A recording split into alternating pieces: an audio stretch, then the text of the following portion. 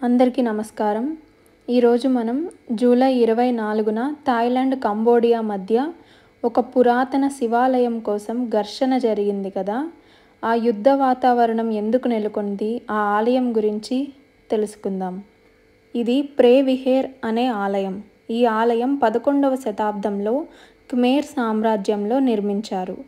ఈ ఆలయం Cambodia Thailand యొక్క సహజ బోర్డర్ అయిన డాంగ్రేక్ పర్వత శ్రేణిలో ఉన్న శిఖరంపై నిర్మించబడింది. ఈ ఆలయం ప్రస్తుతం కంబోడియా భూభాగంలో ఉన్న థాయిలాండ్ సరిహద్దుకు చాలా దగ్గరగా ఉంది.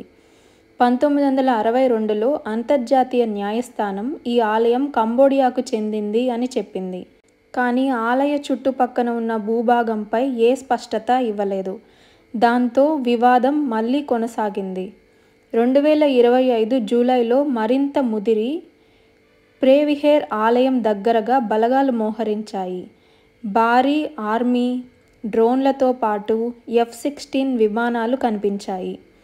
ఈ ఆలయం చరిత్ర చూస్తే ఇది 11వ శతాబ్దంలో రాజులైన యశోవరం I, సూర్యరాజవర్మన్ పాలనలో నిర్మించారు. ఈ ఆలయం కొండపైన సముద్ర మట్టానికి 525 అడుగుల ఎత్తులో ఉంది. ఈ ఆలయాన్ని డాంగ్రేక్ అనే పర్వత శ్రేణి శిఖరంపై నిర్మించారు. దాంతో ఈ ఆలయాన్ని అప్పట్లో శిఖరేశ్వర ఆలయం అని పిలిచేవారు. ఈ ఆలయం పూర్తిగా ఇసుక రాళ్లతో నిర్మించారు.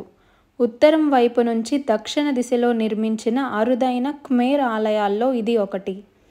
ఈ ఆలయం 4 ప్రధాన స్థాయిలుగా విస్తరించి అడుగు నుంచి శిఖరం వరకు పెరుగుతూ పోయే స్థాయిలు ఉన్నాయి.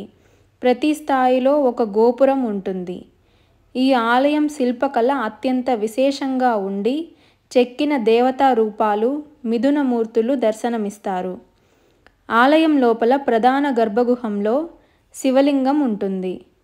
ప్రే విహేర్ ఆలయం అంటే కేవలం రాళ్ల సముదాయం కాదు.